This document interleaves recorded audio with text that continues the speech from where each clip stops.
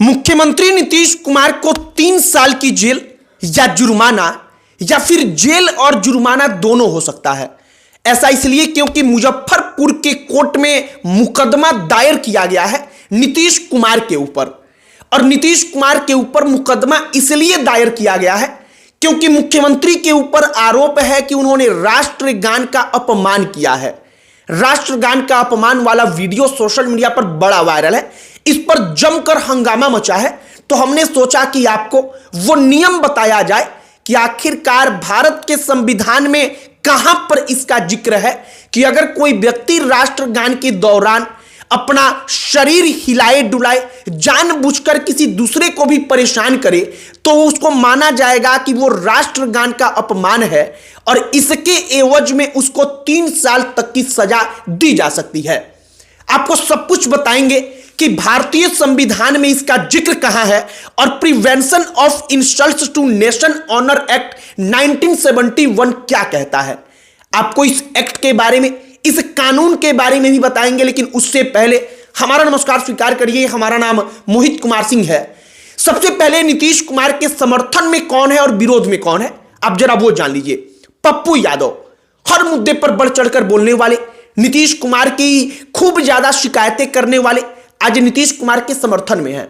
वो कहते हैं कि नीतीश कुमार से अगर वो हो गया तो ये कोई अपमान की श्रेणी में नहीं होगा। कौन कौन विरोध में है, तो लालू प्रसाद यादव का पूरा परिवार, उनकी पार्टी, यह सब कुछ उनके विरोध में है। भारतीय जनता पार्टी की तरफ से deputy CM Vijay Sinha, BJP के अन्य नेता कहते हैं कि वो राष्ट्रवादी मुख्यमंत्री हैं, उन्होंने कोई अपमान नहीं किया है। अब क्या वो अपमान की श्रेणी में आएगा, आप जरा इसे समझिए। दरअसल भारतीय कानून कहता है कि अगर कोई बच्चा है, कोई वृद्ध है जो अस्वस्थ है, अगर उसके द्वारा किसी प्रकार का कोई ऐसा हरकत किया जाता है, मतलब कि राष्ट्रगान हो रहा है, लेकिन अब कोई बच्चा है तो उसको आप कंट्रोल नहीं कर सकते कि वो चुपचाप खड़ा रहे क्योंकि उसको समझ नहीं है। उसी प्रकार से कोई वृद्ध व्यक्ति है, कोई मरीज है, तो आप उसको खड़ा करने के लिए बाध्य नहीं कर सकते। हो सकता है कि वो कंफर्ट ना हो खड़ा होने में, तो इस लिहाज से उनको छूट दी गई है। एक और बात, अगर कोई अस्वस्थ है तो उसको भी छूट मिली है। अब नीतीश कुमार जब वहां पर वो हरकत करते हैं तो इसको लेकर के सवाल यही उठ रहा है कि क्या वो मानसिक तौर पर अस्वस्थ हैं, और अगर स्वस्थ हैं तो उन्होंने राष्ट्रगान का अपमान किया है। अब क्या है क्या नहीं है, यह हो सकता है कि अगर मेडिकल परीक्षण हो तो सब कुछ क्लियर होगा, सब कुछ ठीक होगा।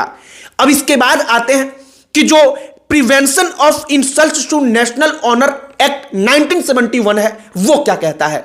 वो एक्ट कहता है कि अगर राष्ट्रगान का अपमान आप करते हैं, जो जन गण मन है अगर गाया जा रहा है, उस दौरान जो लिखित है कि आपको कैसे खड़ा होना है सावधान की मुद्रा में, आप एकदम वहां पर व्यवस्थित तरीके से सम्मान व्यक्त नहीं करते उसके प्रति, अगर आप जानबूझकर राष्ट्रगान चल रहा है उसमें किसी प्रकार का कोई डिस्टर्ब करने का प्रयास करते हैं, किसी प्रकार से उसमें अवरोध पहुंचाने का प्रयास करते हैं, तो उसको माना जाएगा कि ये आप जानबूझ करके अपमान की नियत से राष्ट्रगान का अपमान करने के लिए ऐसा कर रहे हैं। और अगर ऐसा आप कर रहे हैं तो फिर आपके ऊपर कार्रवाई होगी तो 3 साल तक अधिकतम सजा, मतलब हो सकता है कि वो 1 दिन का भी हो, 1 सप्ताह का भी हो, 1 साल का भी हो, और अधिकतम 3 साल तक का जेल हो सकता है। इसके अलावा जुर्माना लगाया जा सकता है। इसके अलावा अगर आपका जो वहां पर अपराध है उसमें देखा जाता है कि आपकी मानसिकता क्या है, आपकी नीयत क्या है। अब मान लीजिए कहीं राष्ट्रगान चल रहा है, कोई व्यक्ति जानबूझकर डिस्टर्ब करने के लिए वहां पर नारेबाजी करने लगे, वहां पर भारत के राष्ट्रगान के प्रति जानबूझ करके जो उसके मन में, उसके दिल में उसके प्रति किसी प्रकार का कोई सम्मान नहीं है उसे जाहिर करे, और वो भारतीय हो, तो उसके ऊपर कार्रवाई होगी। तो वो अधिकतम 3 साल तक की जेल हो सकती है, जुर्माना हो सकता है।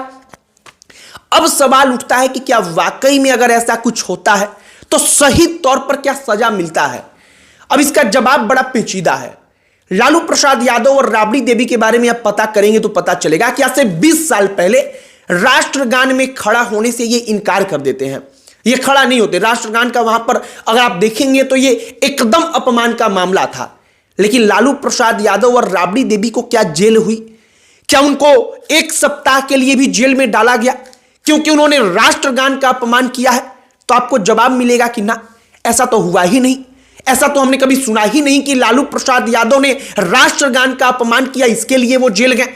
जबकि वो जेल तो चारा घोटाला करके गए हैं, राष्ट्रगान के अपमान में जेल नहीं गए, लेकिन उन्होंने किया तो है अपमान।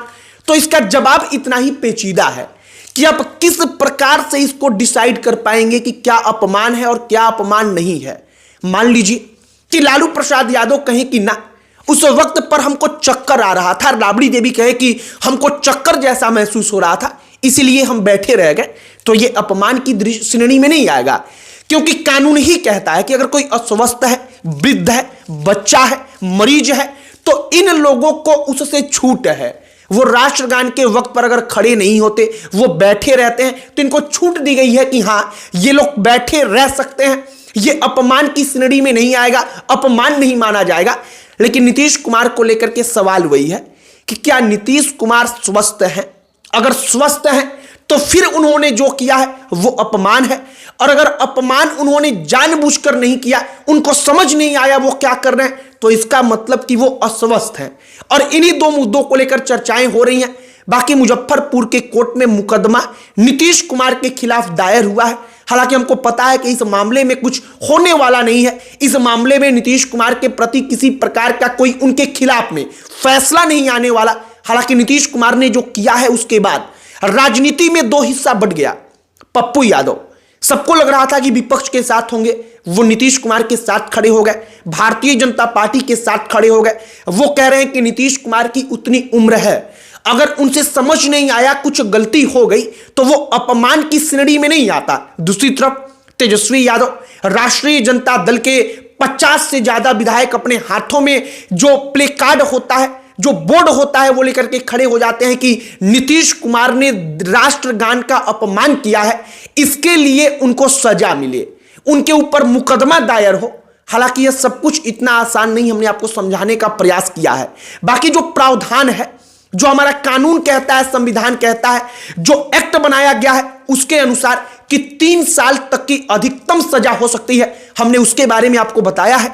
आपकी अब कुल मिलाकर के जो नीतीश कुमार ने किया है, उस पूरे के पूरे वीडियो देखने के बाद आपका आकलन क्या है, आपका दिमाग क्या कहता है, आप उसे कमेंट बॉक्स में लिखकर बता सकते हैं। बाकी जहां तक हमें लगता है कि वाकई में नीतीश कुमार ने जो किया, उनको समझ में उस वक्त पर नहीं आया कि वो जो कर रहे हैं वो राष्ट्रगान के प्रति अपमान को जाहिर करेगा। नीतीश कुमार बस यूं ही करते रह गए। आप वीडियो देखेंगे तो लगेगा कि नीतीश कुमार को कुछ समझ नहीं आ रहा है, उनको लग रहा है कि हम यूं ही खड़े हैं, बातचीत कर रहे हैं, और इसी पर सवाल उठ रहा है कि क्या वो ठीक हैं। आपकी इस पर क्या प्रतिक्रिया है, कमेंट बॉक्स में लिखकर बताइएगा। बाकी इस वीडियो को यहीं पर समाप्त करते हैं। अन्य कोई टॉपिक जिस पर आप चाहते हो कि हम वीडियो बनाएं, उसे भी कमेंट बॉक्स में लिखकर बताइएगा। अंत में हमारा परिचय, हमारा नाम मोहित कुमार सिंह है। बहुत बहुत धन्यवाद।